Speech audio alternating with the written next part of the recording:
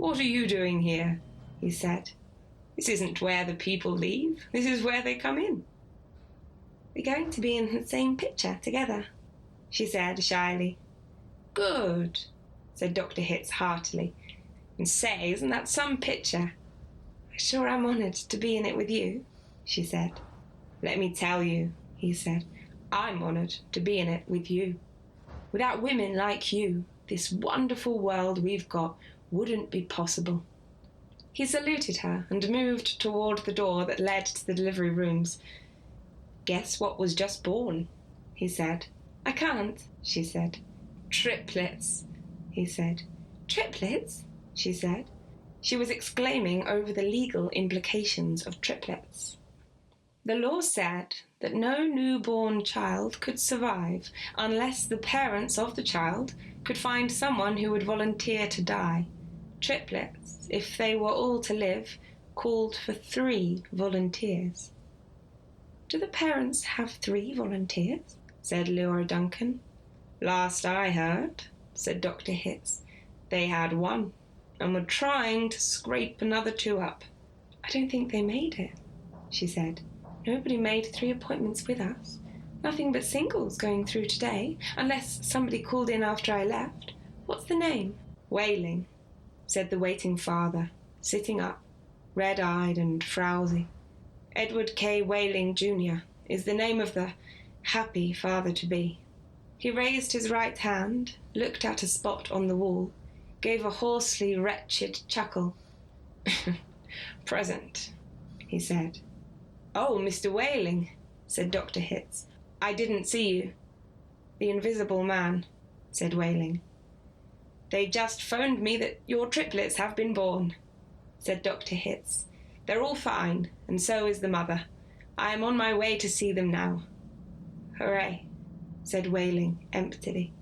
"You don't sound very happy," said Dr. Hitz. "What man in my shoes wouldn't be happy?" said Whaling. He gestured with his hands to symbolize carefree simplicity.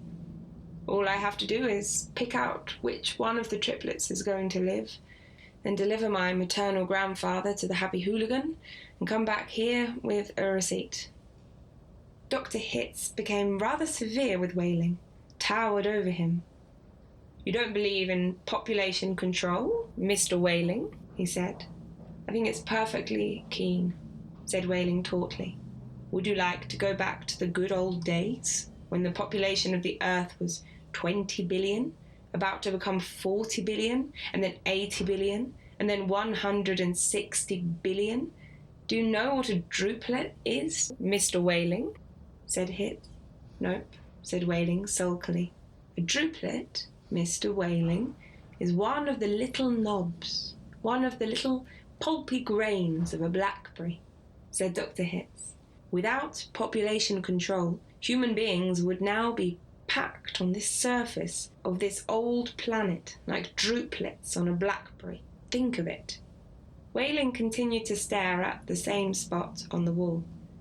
"In the year 2000, said Dr. Hitz, "before scientists stepped in and laid down the law, there wasn't even enough drinking water to go round, and nothing to eat but seaweed. And still, people insisted on their right to reproduce like jackrabbits, and their right, if possible, to live forever." "I want those kids," said Whaling quietly. "I want all 3 of them." "Of course you do," said Dr. Hitz. "That's only human." "I don't want my grandfather to die either," said Whaling. "Nobody's really happy about taking a close relative to the cat box," said Dr. Hitz gently, sympathetically. "I wish people wouldn't call it that," said Leora Duncan. "What?" said Dr. Hitz.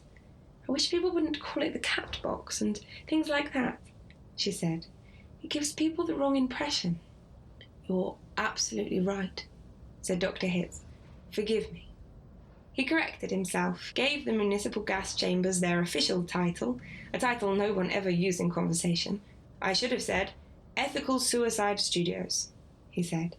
"That sounds so much better," said Leora Duncan.